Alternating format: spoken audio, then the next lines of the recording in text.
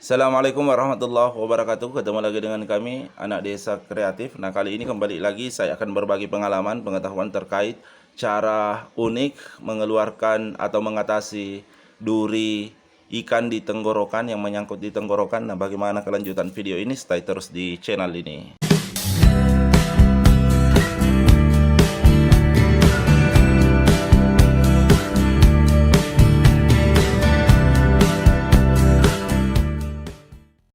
Jadi apabila ada sahabatku yang lagi terkena duri atau tulang ikan yang menyangkut di tenggorokannya, jangan panik.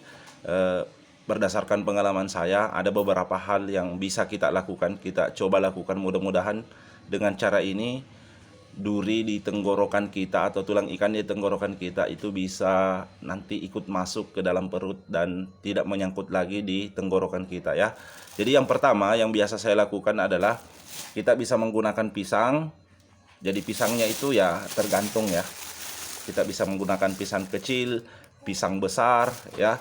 Intinya di sini secara logika kita telan pisangnya agar supaya bisa tulang ikannya itu bisa ikut masuk ke dalam perut kita ya, sehingga tidak menyangkut lagi di tenggorokan. Kemudian bisa kita menggunakan roti atau nasi yang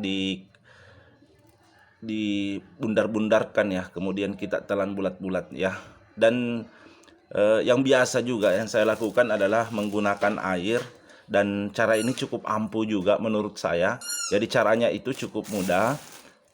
Anggaplah ini tenggorokan kita. Jadi pada saat kita mau meminum, kita tekan-tekan bagian tenggorokan yang terasa sakit ya, kan pasti kita bisa rasakan itu di bagian mana tulang ikan itu yang tulang ikan itu menyangkut ya, tersangkut. Nah, kita bisa tekan-tekan di bagian situ sambil meminum ya, tapi ya usahakan jangan terlalu jangan sedikit ya, usahakan kita minum secukupnya ya. Maksudnya agak-agak banyak-banyak begitu ya, supaya tulang ikan itu bisa ikut masuk ke dalam perut kita. Kemudian juga biasa juga saya menggunakan ketang ya.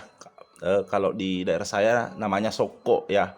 Itu juga sangat bagus. Bisa juga kita menggunakan ongol-ongol kapurung ya. Kalau mungkin pada saat kita makan kapurung itu juga sangat bagus, karena itu ada bahannya agak-agak melengket ya, nasinya agak-agak melengket. Dan secara logika kalau kita makan nasi tumpeng atau soko, pastinya lebih berpotensi masuk ke tulang ikan itu ikut masuk ke dalam perut kita ya.